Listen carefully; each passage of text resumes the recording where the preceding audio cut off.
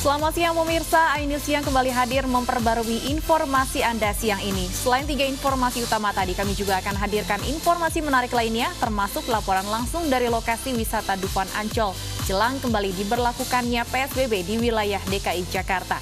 Bersama saya, Stefani Patricia. Dan saya, Bernadetta Ginting, inilah iNews Siang selengkapnya.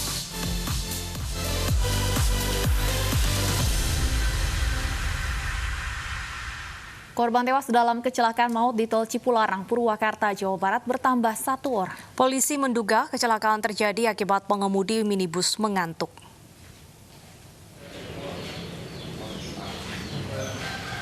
Tiga korban tewas dalam kecelakaan maut di Tol Cipularang saat ini berada di kamar jenazah Rumah Sakit MH Tamrin, Purwakarta. Ketiga korban tewas adalah Suhardi yang merupakan sopir minibus, serta Saliyah dan Rumli yang merupakan penumpang. Ketiganya merupakan warga Cilacap, Jawa Tengah. 3 penumpang minibus lainnya yang mengalami luka-luka masih dalam perawatan intensif di Rumah Sakit MH Tamrin, Purwakarta.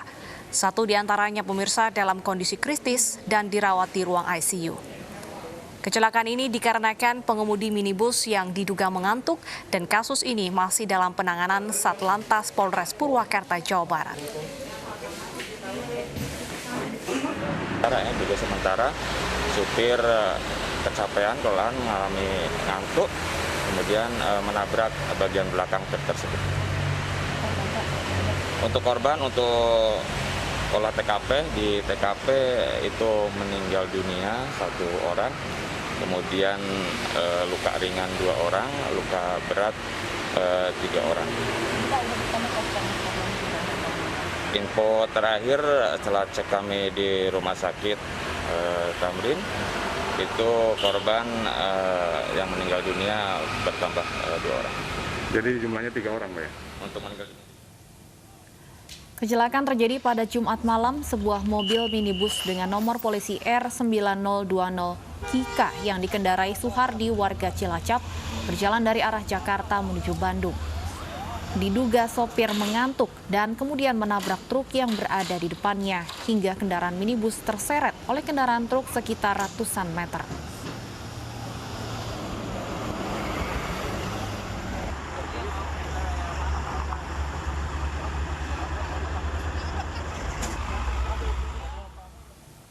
Pemirsa, dunia media sosial dihebohkan dengan viralnya aksi balap lari liar. Pasalnya, aksi ini dilakukan saat tengah malam dan menimbulkan kerumunan warga yang menonton di tengah pandemi corona COVID-19.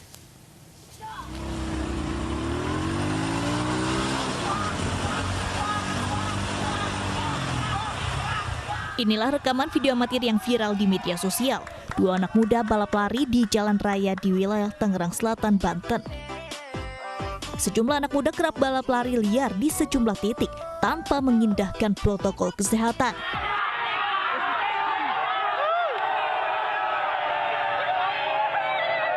Namun ajang ini justru dijadikan ajang taruhan antar sesama.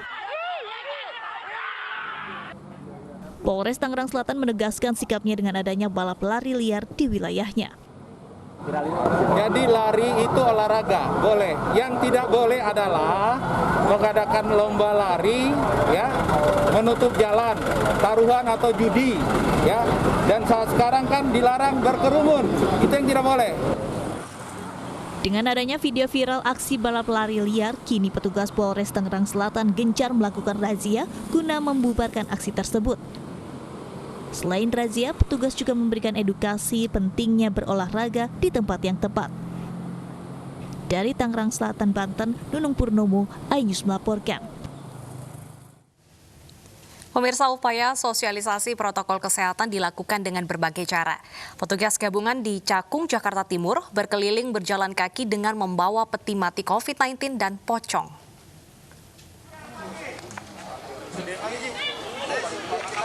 Ya, peti mati lengkap dengan pocong ini digotong berkeliling untuk mengingatkan warga betapa bahayanya COVID-19.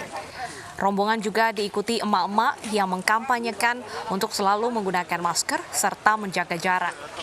Sesekali mereka menyoraki warga yang tidak tertib mengenakan maskernya. Varian COVID-19 yang saat ini kasusnya terus meningkat. Sementara itu mendapati sejumlah warga yang masih tidak menggunakan masker, petugas pun membagikan masker dan memberi sanksi sosial menyapu jalan. Razia masker ini dirasa perlu mengingat Kecamatan Cakung menjadi nomor urut 2 dengan jumlah pasien COVID-19 tertinggi di wilayah Jakarta Timur.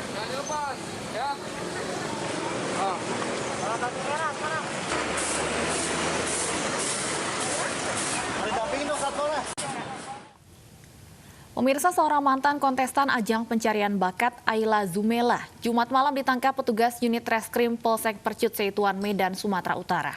Ia diduga terlibat kasus penipuan bermodus investasi bodong senilai ratusan juta rupiah.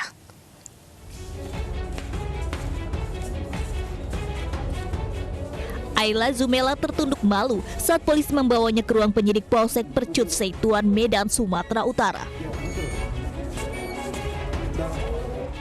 Mantan kontestan ajang pencarian bakat di salah satu stasiun televisi swasta ini ditangkap karena diduga terlibat kasus penipuan bermodus investasi bodong. Ia ditangkap dan ditetapkan sebagai tersangka setelah dilaporkan oleh seorang member investasi yang merasa ditipu dan mengalami kerugian uang hingga ratusan juta rupiah. Sebelumnya, Ayla Zumela banyak dilaporkan terkait kasus serupa. Saat melancarkan aksinya, ia menjanjikan member yang berinvestasi akan mendapat keuntungan sebesar 50% dari total modal. Namun keuntungan tersebut tidak kunjung diterima oleh sejumlah member. Penyidik mempertimbangkan bahwa jumlah kerugian yang besar dan korban yang banyak, karena ada beberapa korban lain yang melapor, tidak hanya di Polsek Percut Seituan. Jadi pertimbangan penyidik adalah melakukan penangkapan. Selain meringkus pelaku, polisi juga menyita barang bukti berupa 1 unit ponsel dan bukti transaksi uang senilai ratusan juta rupiah. Akibat perbuatannya, Ayla dijerat tindak pidana penipuan dengan ancaman hukuman maksimal 5 tahun penjara. Dari Medan, Sumatera Utara, Adi Palapa Harahap, iNews melaporkan. Ya, pemirsa, sekali lagi diimbau untuk berhati-hati ketika akan melakukan investasi. Harus dicek dengan betul-betul ya, Stefani, apakah memang investasi ini sudah terdaftar di OJK, dan juga jangan mudah tergiur oleh iming-iming bunga yang besar ataupun juga hadiah yang begitu banyak. Betul sekali, ini bukan pertama kalinya tentunya kasus investasi bodong ini melanda masyarakat. Kembali lagi, masyarakat memang harus lebih jeli dalam melihat investasi mana yang tentunya memang sudah terdaftar di OJK, yang seperti tadi disampaikan oleh Deta, jangan sampai tergiur dengan keuntungan besar yang dijanjikan tanpa diketahui secara pasti badan hukumnya ataupun legalitas dari investasi yang ditawarkan ini. Dan untuk mengetahui informasi selengkapnya terkait dengan kasus investasi bodong yang menimpa Ayla Zumela, kita langsung menuju Polsek Percut Seituan, Medan. Sudah bergabung bersama iNews Siang AKP Riki Pripurna Atmaja, Kapolsek Percut Seituan. Selamat siang, Pak Riki. Selamat siang, Stefani, Deta. Baik, Pak Riki, boleh dijelaskan sebenarnya kasus investasi bodong yang menimpa Ayla ini apa saja bentuknya dan apa saja yang ditawarkan kepada korban? Jadi bentuk investasi bodong yang ditawarkan oleh saudari AZ ini berawal dari postingan di sosial medianya, yaitu Instagram Story, yang menawarkan bahwa membuka slot investasi 5 juta rupiah dalam 3 hari mendapatkan keuntungan 3 juta plus modal kembali. Kemudian membuka slot 50 juta rupiah dalam 1 bulan menjadi 75 juta rupiah. Pak Riki, peran dari AZ ini sendiri sebenarnya sebagai apa? Apakah ia mengaku sebagai karyawan ataupun pemilik dari perusahaan investasi bodong ini atau seperti apa? Jadi investasi bodong ini bukan berbentuk korporasi atau perusahaan, akan tetapi seperti arisan. Jadi menawarkan arisan online. Baik. Sudah berapa lama investasi arisan online ini diselenggarakan oleh AZ? Jadi korban yang melaporkan kerugiannya ke Polsek ini mentransfer sejumlah uang dari mulai 16 Maret 2020 Kemudian kerugian senilai korban mentransfer sampai senilai 385 juta rupiah. Ada berapa banyak Pak Riki korbannya? Untuk yang melapor di Polsek Persetuan 1 atas nama Bapak Herman Rumapean, namun demikian ada beberapa korban lain yang melapor di Polrestabes Medan dan Polsek jajaran Polrestabes Medan. Baik, saat penangkapan ini bagaimana dalih dari AZ sendiri? Apakah sempat melarikan diri, membawa kabur uang? Adakah ditemuan seperti itu? Pada saat penangkapan tidak ada kendala. Jadi pertimbangan ditangkap karena jumlah kerugian yang besar. Karena kita tidak bisa memprediksi psikologi tersangka, sehingga penyidik mempertimbangkan untuk dilakukan penangkapan pada hari Jumat, tanggal 4 September, sekira pukul 8:30 malam. Baik, terima kasih banyak AKP Riki Pripurna Atmaja, Kapolsek Persetuan sudah bergabung bersama kami di iNews Siang. Pemirsa, unit narkoba Polsek Kebonjeruk mengungkap peredaran sabu yang dikendalikan dari balik lapas Cipinang, Jakarta. Polisi mengamankan 7 pengedar dengan barang bukti sabu seberat 1 kilogram lebih bernilai 1 miliar rupiah. Polisi menggelandang 7 pelaku kasus narkoba ke Polsek Kebonjeruk. Dari pelaku, polisi menyita barang bukti sejumlah paket sabu siap edar seberat 1 kilogram lebih bernilai 1 miliar rupiah. Mereka ditangkap di kawasan Duri Kepak, Bonjeruk, Jakarta Barat. Ketujuh pelaku merupakan pengedar sabu yang dikendalikan dari balik lembaga pemasyarakatan Cipinang, Jakarta. Untuk pelaku tersebut melakukan dari bulan Maret. Dalam jumlah besar terus, Pak? Sekitar antara 15 sampai 20 kali yang dilakukan. Untuk dari antara mereka ini, mereka yang kita amankan dari bulan September adalah bandar-bandar kecil, tidak terlepas dari jaringan mereka semua. Karena mereka ini nempel daripada bandar-bandar yang ada di lapas Jakarta. Barang tersebut dari lapas mana? Lapas Cipinang. Dari? Cipinang, lapas Cipinang. Jadi ngambilnya langsung di Cipinang? Saya dapat telepon, Pak.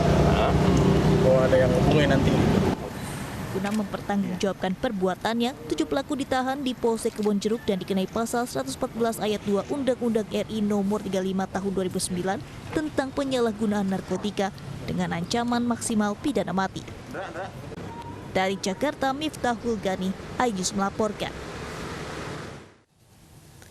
Pemirsa, Universitas Padjadjaran Bandung kembali menyuntikkan vaksin Sinovac kepada para relawan tahap 1 kloter 4. Puluhan relawan disuntik vaksin untuk pertama kalinya.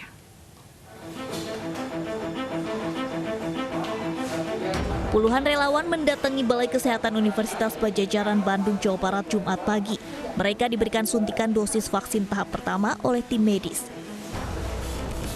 Menurut salah satu relawan asal Jawa Tengah, dirinya hanya diperiksa dengan rapid test, lalu disuntik vaksin oleh tim medis. Ia mengaku hanya mengalami pegal di bagian lengan usai disuntik. Hanya mungkin pas disuntik aja sih, disuntikin vaksinnya itu rada nyari biasa lah disuntik gitu kan, tapi lama-lama ya udah hilang. Nah tadi butuh waktu berapa lama Kang di dalam sendiri Kang? Mungkin saya dari jam setengah 9 sih, sekarang jam berapa ya? Jam setengah 11 berarti? Iya. Berarti butuh 2 jam, butuh waktu 2 jam untuk di dalam sini pemeriksaan sini kan? Ya, 120 menit. Meski demikian, ada salah satu relawan yang telah disuntik 2 kali vaksin COVID-19 yang justru dinyatakan positif COVID-19 oleh Dinas Kesehatan Kota Bandung. Dari Bandung, Jawa Barat, Ervan David, iNews melaporkan. Jumlah pengunjung puncak dibatasi hingga 50% kapasitas. Informasi selengkapnya usai jeda, tetaplah bersama kami.